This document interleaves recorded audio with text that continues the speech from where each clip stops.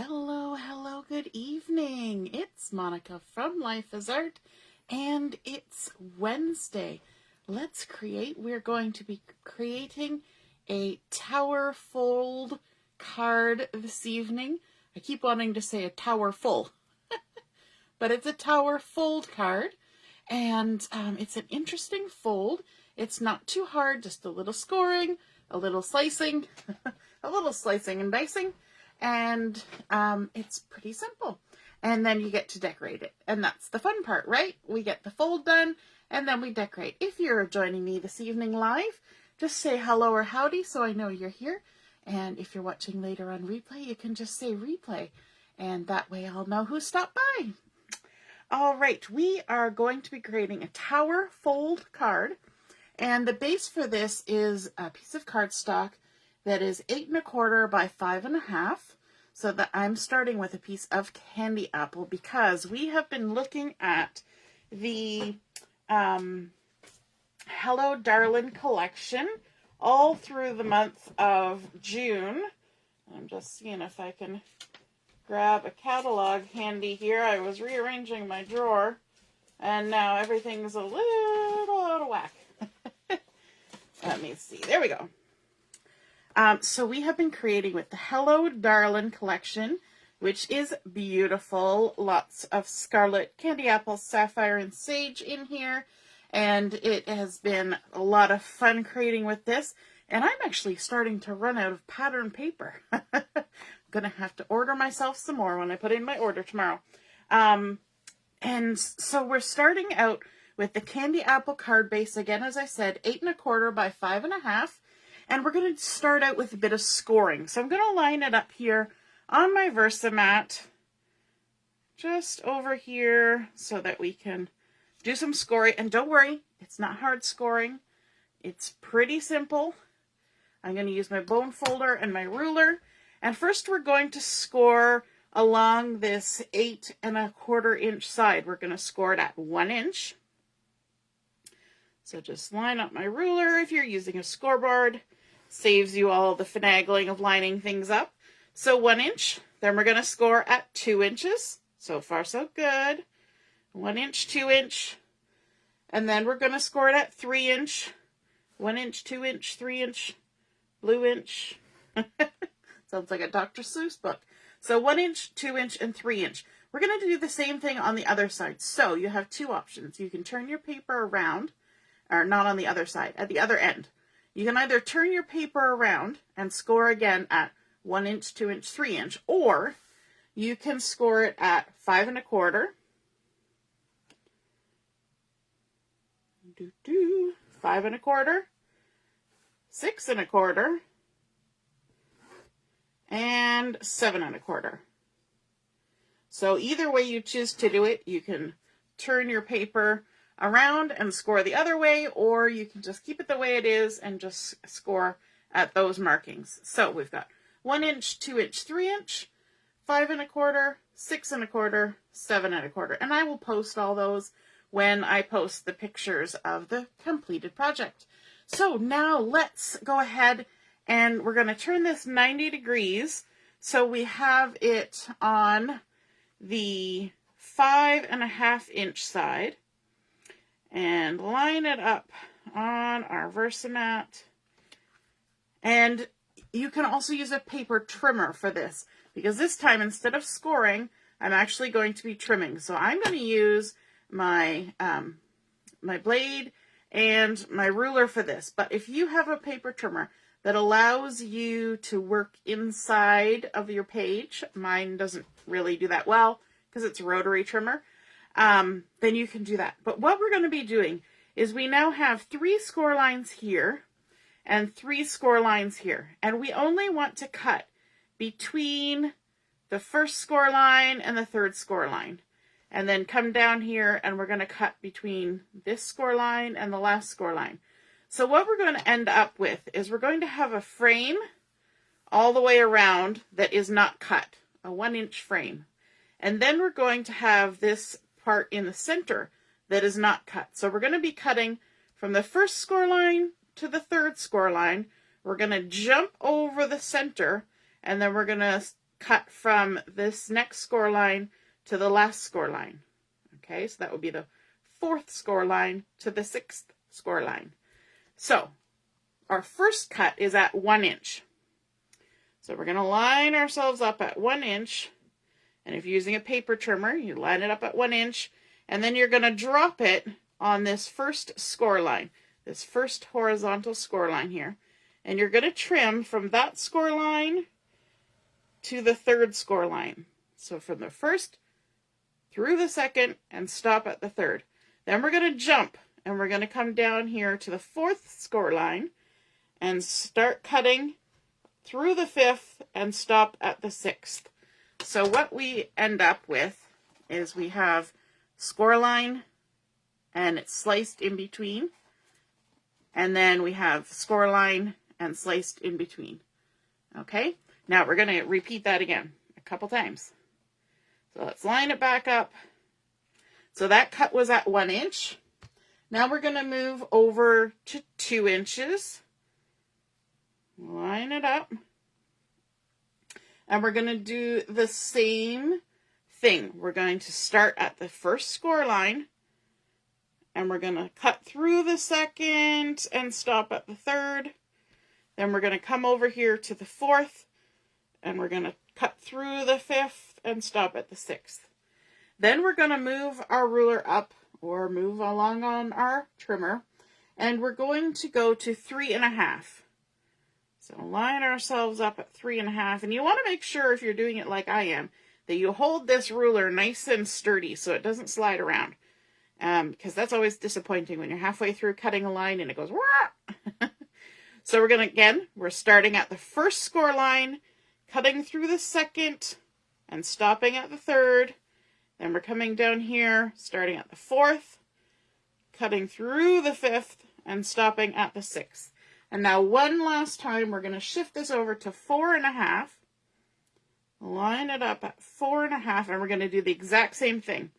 So we're going to start at the first score line, cut through the 2nd, stop at the 3rd, jump over the center, start at the 4th, cut through the 5th, and stop at the 6th.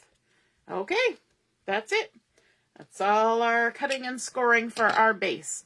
So now, if I turn it back towards the way we started, we have our 6 score lines. You can kind of see them there in the light. And then we have 4 slices on either side. Okay, so we've got slice, slice, slice, slice, and it looks kind of like a funky grid. Now we need to do some creasing on those score lines. So let me bring my bone folder.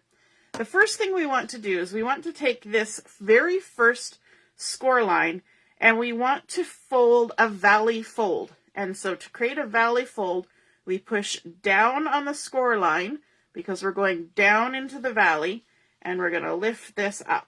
So push the score line down and lift the paper up. And we can crease that. Then we want to come over here to this last score line, the same one on the opposite side. Everything's doing mirror image. So think mirror image. So again, we're going to create a valley fold on this last score line. So we're going to push down on the crease and lift up on the paper. And that will be going down into the valley.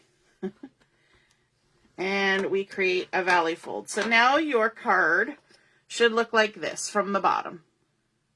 So you've got 2 valley folds because they create a V for valley. Okay?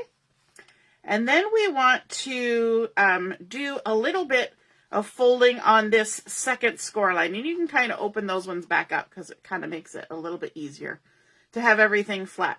Now for this next one, you gotta pay attention for a minute. We are going to be folding each of these little sections individually. Okay? So we're not folding the whole crease line all at once. We're just doing each little section in between where it's been cut. So this very first one, we want to create a mountain fold. So we're going up the mountain. So we're going to push up on the crease line, and we're just going to kind of bend it. Okay, we're not making a sturdy crease because nothing else has been folded. We're just creating a bit of a crease like this so that the paper will remember it's supposed to be a mountain fold. Okay?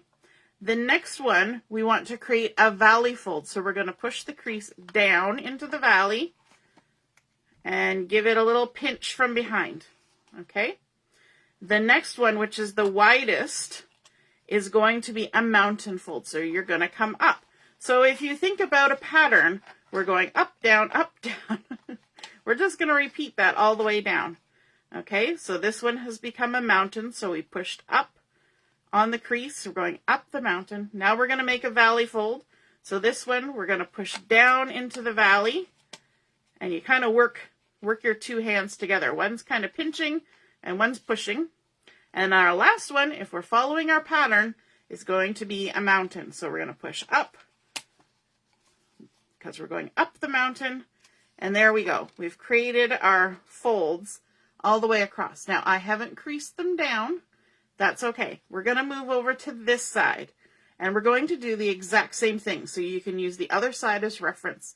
So the first one over here, we're going to create a mountain fold. So we're going up the mountain, so we're pushing the crease line up, and we're going to give it a little crease, this very first one. And then we're going down in the valley, so we're going to push the crease line down and pinch it a little bit from behind. There we go. I'm all thumbs. And then our next one, you guessed it, we're going up the mountain, so mountain fold, so we're pushing up on the crease line. Give it a little fold. Our next one, we're going down in the valley, so we're pushing down. And then the last one, we're going up the mountain again. Okay, so we've created all of these fun little ins and outs, and now we need to kind of bring it all together. So I'm going to turn it over to the back side, and I'm going to take this side, and I'm just going to push. And as I push, you can see that these two are folding towards the back, and these other three that were mountain folds are going to be towards the front. So we're just going to go like this, and we're going to lay it down, just like that. And once we've laid everything down flat, we can move to the other side. We're going to do the same thing. We're going to kind of lift this outside edge and push it down. These two will come to the back, and these three will stay towards the front. And if you're doing it against the table, it helps. And then we can just give it a little squish. Now, flip it over and make sure everything folds down. And you can see, if I put it over here, this is going to end up being 4 1/4 inches wide by 5 1/2. So it's going to fit in our standard envelope, which is awesome. Now we can bring in our bone folder, now that we know everything's flat and nothing's rumpled. And we can give everything a good crease, all the crease lines. And then we're going to flip it over, because we got these couple on either side back here that need a little extra. There we go. And back to the front. So now, when we stand our card up, we've created this fun little tower. It kind of reminds me of like a skyscraper, right? With all the windows and little balconies and things. So this is a tower fold card. All right, so now we've created the base. We get to do the fun decorating. Hey, Mom, nice to see you're watching. And Ellie's here too. Hello, Ellie. And Carol's here. Missed a few minutes. We'll catch it on replay. No worries. No worries. So there we have created our base. Now let's bring in some decorating. Now, as I said before, I'm getting low on pattern paper for this Hello Darlin collection. So what I did is I went into the Picture My Life cards, and I found a Picture My Life card that had a nice pattern on it. And it's this kind of fun, bursty, fireworky, geometric pattern. And I have cut actually 4 of these because I had enough, the Picture My Life card, it was a 4x6. So I had enough to cut all 4 pieces. And these 4 are 5 1/4 by 3 3/4. So 3/4 of an inch by 5 1/4. And again, I will post the measurements. So we need 2 for our front and 2 for our back. So I'm going to set those down there. Then we also needed 4 pieces of contrasting cardstock. So I, of course, chose the Sapphire because, yay, blue, my favorite. And we also need 4 of these, and these are 7/8. I know, 8s, but it just had to be 7/8 by 5 3/8. So what I'm going to do, and there's 4 of these, so I've set those aside already. What I'm going to do is I'm going to add our pattern paper, or our Picture My Life card pieces, onto the contrasting cardstock. Kind of centered it. Hopefully centering it. There we go. And then we're going to attach it on either side here. So on these panels. Now, if you find that it's hard to decorate it when it's all bunched up, you can, of course, lay it down to make your life a little bit easier. Life's hard enough. We can make our life a little easier, right? And I'm actually going to turn my card too, because I find it much easier to line things up if I look at it along the length of what I'm working on. So there we go. Doesn't that look nice with that contrasting cardstock underneath? And then we're going to do the same thing on the other side. I already added my adhesive earlier, just to save us a bit of time. Woo! Throwing things around. You know it's getting exciting in here. And we can line this one up on our Sapphire.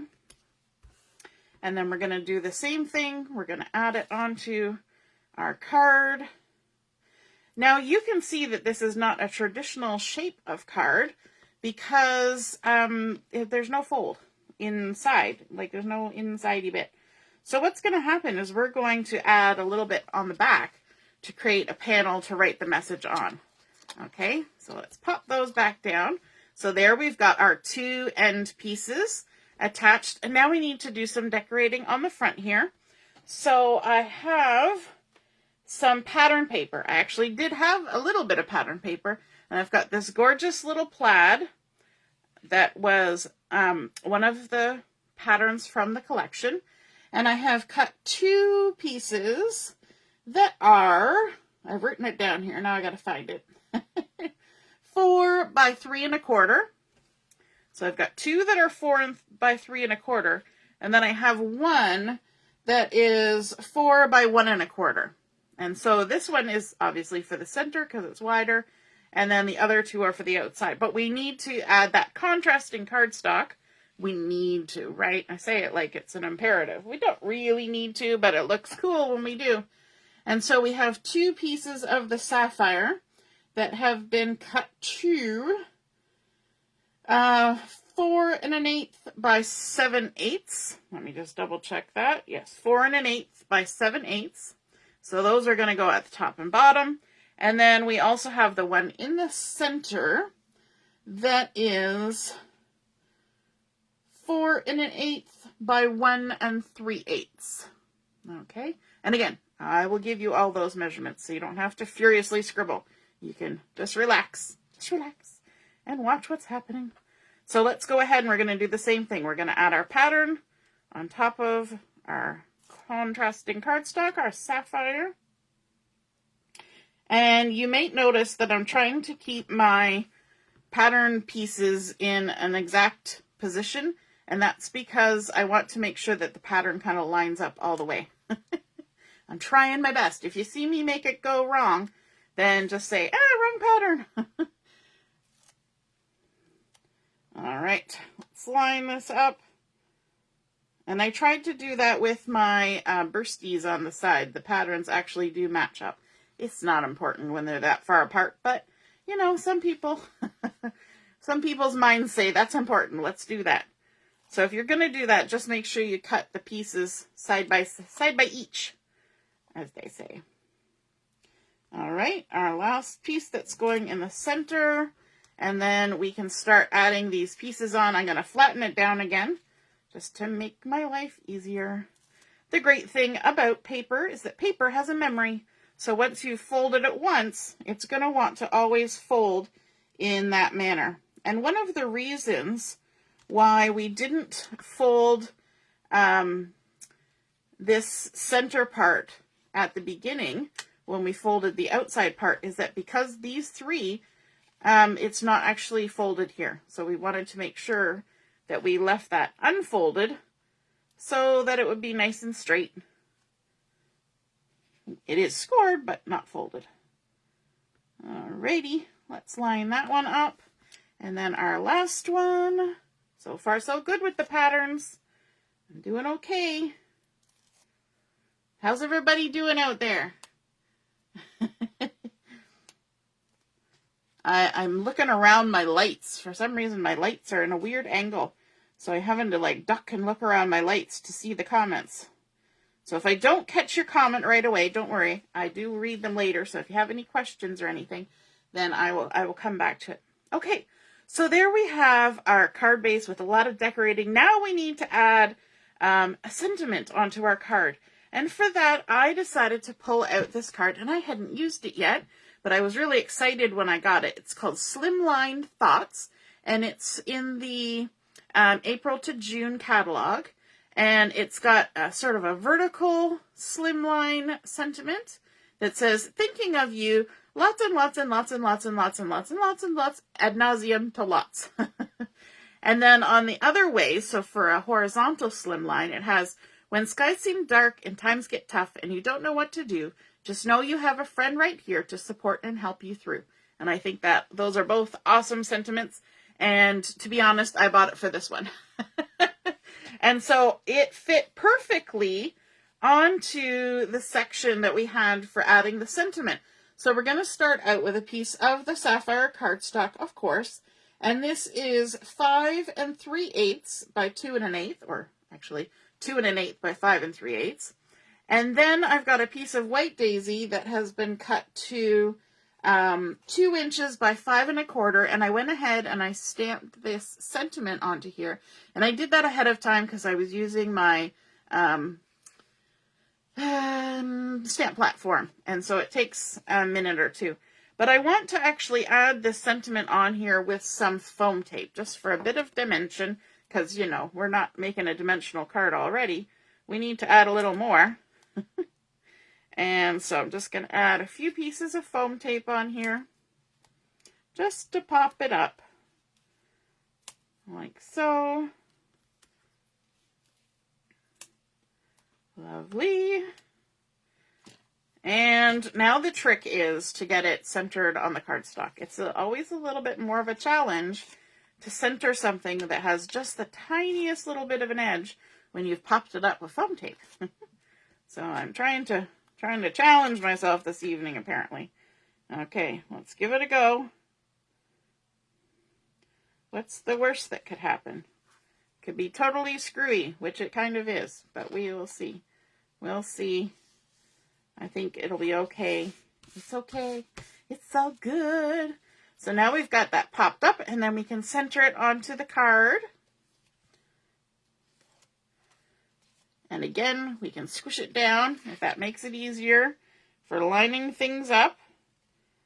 And line it up from side to side, from top to bottom. And there we go. My finger just cut on there. There we go. Now, let's, we're going to turn it over and we're going to do some decorating on the back, and then we'll come back to the front for the final little bit. So on the back, we need a spot where we can add some message, but we also want to add a little bit of pizzazz. So we've got those other 2 pieces. Remember, we said we cut 4 of them. So we've got our other 2 pattern pieces and our other 2 sapphire. And we can go ahead and stick those together. I've got my camera down nice and low so you can see things, but it makes it for a smaller space to work in. So you end up seeing me pushing things around on my Versamat a lot, because I forget that I can only work within a certain amount of space. There we go. And then our other one, adding it on. And this one I also match the patterns. So I'm just going to, once I get it stuck down here, I'm going to line them back up to make sure that we're being a bit matchy-matchy. There we go. Those are our pattern matches. So I'm going to put them like that. And then I can go ahead and stick them on either side, same as we did before. So if the easiest is for you is to flatten it down, and go right ahead and do that. And for me, I always have to turn it sideways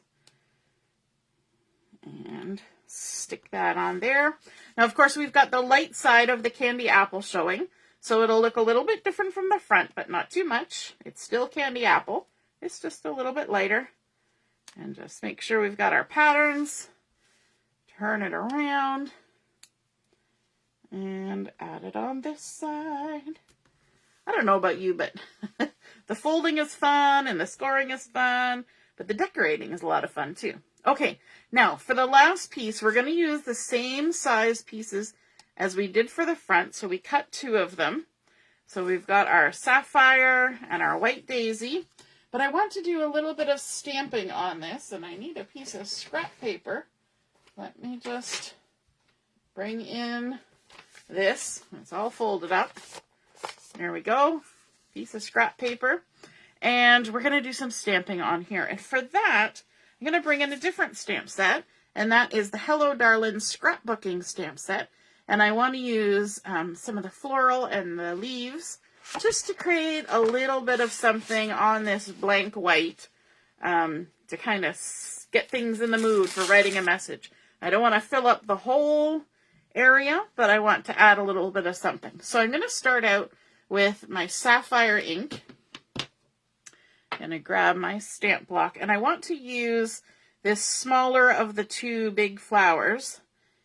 And I'm going to stamp it in the Sapphire, but I want to do some generational stamping because these are layered stamps. So this is the base color. So we're going to make this the lightest color. So we're going to ink it up with the Sapphire, like so. And we're going to stamp it once, twice. Oh, that one has I've got an air bubble. I can see the air bubble right through. Sometimes when you put things on your block, you get an air bubble, and that affects how it stamps. So sometimes you can just take it off and try again. But I think I just was able to smush it out of the way. Let's try this again. First, oh, that's even crazier. You know why that is? I think that's because I'm in the center of my table. Let me grab the foam from under here to help us out a little bit. I'm going to actually have to put it underneath here. Okay, we're still in the frame. I'm going to move that out of the way. Let's try this again. Let's see how we do. First, there we go. Second, and then we're going to come down here and we're going to do our 3rd generation stamp. Just kind of a little bit kitty corner in the corner of our little piece for our sentiment. And then I'm going to bring in my stamp chamois and actually wash my stamp. Interesting, that. And then we can go ahead, walk it off, and grab the 2nd layer of the stamp. And that is this one here that has an interesting shadowing going on. We're going to ink it up, but this time we need to do 2nd generation. This was 3rd, because we stamped 1, 2, 3. This time I'm doing 2nd, so I'm going to stamp 1st generation, and then I'm going to come over here and stamp 2nd generation on top of there. Give it a little wash, and walk it off my block. And then I want to grab the outline for this flower. Pick it up, and this one I'm going to stamp in 1st generation. So we're going to ink it up, and then do our best to line it up and stamp our outline. And there we go. There's our 3 layers of our flower. And then I can do some leaves on here. Let's add some leaves. So I'm going to take the group of 3 little leaves here, like so. And my sage ink, that's one of the coordinating colors for the collection is sage. I've got my 3 little leaves, and we're going to ink those up with the sage. And I want to kind of stamp them so that the stem doesn't overlap my flower. So I'm going to do like this. This is another reason to have the scrap paper, because we're going to stamp off the edge. I'm going to ink it up again And I'm going to come over here and stamp again like that. And that doesn't bother me that it's going off the edge. We'll give this a little wipe. And then we can come in with the next layer, walking it off. And the next little layer is these 3 tiny little ones that are all stuck together. And you want to be careful because the part that spans in between is obviously not as thick as the parts. So you got to be gentle. And we're going to grab our Rosemary ink for this, which is a little bit darker. It's not a coordinating cardstock, but it works very well. And we're going to ink this up. When we're doing this, we want to make sure that we're not picking up any extra ink on the edge of our block, because that will be disappointing. And then just line them up on our flowers. And then we'll do the same over here. I'm doing it kind of upside down to where I would normally do it. Oh, look at that. I made a mess with the edge of my block. After saying, I'm going to be careful about the edge of my block. I've obviously done that a couple of times, but that's okay. We'll leave it for now. And because it takes a hot minute to redo it. What I will do is I will leave it for now, and then I will re-stamp it later on and just put an extra layer on top. I don't know if you've ever done that, but whenever I've put something and stuck it on my card and said, oh, I'll fix that later, just cut a new piece and layer it on top. And then I'm also going to grab the teeniest, tiniest little flower from this collection. It is so tiny. Let me show you here. Look at that. It's teeny tiny, a little flower, and I'm going to stamp it in the candy apple. And we're just going to add a couple little guys here. Like that, and maybe a couple little guys over here in the corner, like that, and that's it. That's all for that little guy. Give him a little tiny wash. You got to be very delicate with these, or they'll fling, and they'll disappear, because I did that at my mom's. I was trying to wash a little one, and it just went fling, and it took us about a good 20 minutes to find it. So you want to be careful with those little bitty pieces. So there we go. We've got our piece for our back. Such as it is. See what I did there? I got the edges of my stamp blocks into the ink, made a little muck. If I didn't want to fix it by redoing it, which I will, I could always try and take a gel pen to it and hide it, but I think when I went to write my message later, it would totally be So, for now, for the sake of the video, I'm going to just stick it on. And then I will do a second piece and layer it up later on. There we go. So let's go ahead and we're going to add this to our card. This is our nice little spot for writing our sentiment. And just line it up, center it in between, like so. And there we go. That's the back of our card. So we've got a nice spot to write our message. When it folds down, part of your message is hidden. That's okay. But when it's on display, your message is also hidden because you don't see it from the front. But let's add a little something, something. So I went digging through the acrylic shapes that come with the Hello Darlin collection. And I dug out 3 of the little red acrylic hearts because I think this thinking of you lots and lots and lots just requires some hearts on there. So I've got my micro sized glue dots here for sticking these acrylic pieces down, and we will just stick them right into the dot and then stick it on here. And I'm going to actually push it down so I can make sure it's stuck down good, and then we'll grab another little heart and stick it on here like this. And then one more for good measure, because we like 3s, and it's going to kind of guide our eye up to the top of our sentiment.